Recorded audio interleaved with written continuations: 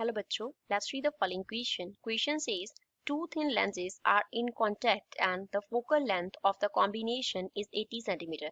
हमें two thin lenses contact में दिए हैं और उनका जो focal length है combination का वो कितना है 80 cm है.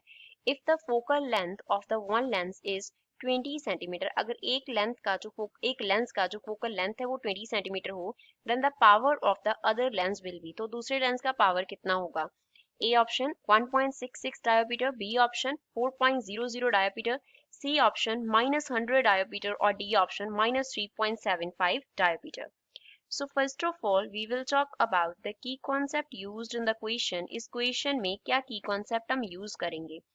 तो जब हमें क्या दिया होता है, combination of lenses दिया होता है, combination of लेंजेस दिया जाता है, तो उस केस में जो कॉम्बिनेशन का पावर होता है P जो है वो पावर को डिनोट कर रहा है, तो वो किसके इक्वल होता है? Power is denoted by P.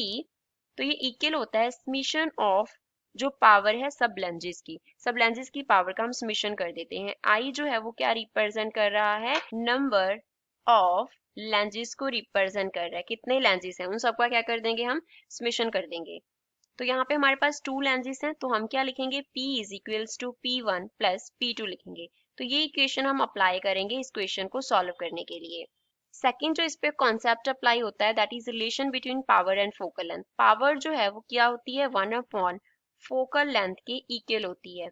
और अगर हम यूनिट्स की बात करें तो फोकल लेंथ को सपोज हमने f से डिनोट किया, तो अगर f के यूनिट्स हैं वो क्या होते हैं? मीटर में होते हैं. तो उस केस में पावर के यूनिट्स हैं वो क्या होते हैं? डायोमीटर में होते हैं. तो ये हमारा क्या हो गया इस क्वेश्चन के लिए? फर्स्ट कॉन्सेप्ट हो गया और ये क्या हो गया? सेकंड कॉन्सेप्ट हो गया. अब क्वेश्चन को सॉल्व करते हैं. कॉम्बिनेशन का जो फोकल लेंथ है सपोज वो f है, तो वो कितना दिया है? 80 सेंटीमीटर दिया है. 80 सेंटीमीटर को मीटर में कन्वर्ट करना हो then we can write 80 upon क्या हो जाएगा? 100 मीटर. किसके इक्वल आ गया? फोकल लेंथ के. यहाँ पे हमने यूज किया that 1 centimetre is equals to 1 upon 100 metre होता है.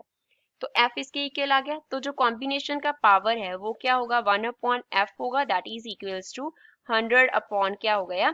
80 हो गया. तो ये क्या आ गई हमारे पास? कॉम्बिनेशन की पावर आ गई.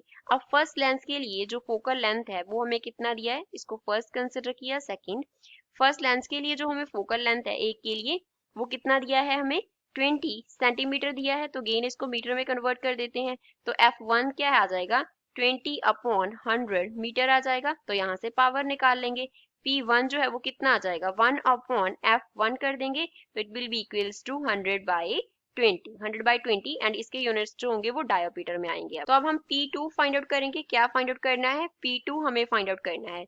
हमने जो रिलेशन लिखा था that was P is equals to P1 plus P2. Find out क्या करना है? P2. तो P2 कितना हो जाएगा? P माइनस P1 हो जाएगा. तो वैल्यूज फिल कर दो. P2 is equals to P का वैल्यू हमने निकाला 100 अपॉन 80, 100 अपॉन 80 माइनस P1 का वैल्यू हमने निकाला 100 अपॉन 20. तो यहाँ से हमारे पास P2 जो है वो किसके इक्वल आ गया? एलसीएम ले लेंगे 80 आ जाएगा. ऊपर यहाँ पे क्या आ गया? 100 माइनस यहाँ पे 20 है और यहाँ पे हमारे पास 80 है. तो क्या आ जाएगा? 4 इंटू 100 करेंगे तो 400. That means value of P2 is equals to minus 300 by 80. तो इसको फर्दर हम क्या लिख सकते हैं? That P2 is equals to minus 30 upon 8. So हमारे पास पावर जो है सेकेंड लेंस का वो कितना आ गया? माइनस 3.75 एंड यूनिट्स के आ गए? डायोमीटर आ गए. तो ये हमारे पास P2 का वैल्यू आ गया. तो गिवन ऑप्शन में से लास्ट इसका करेक्ट आंसर है. I hope you understood well. Thanks.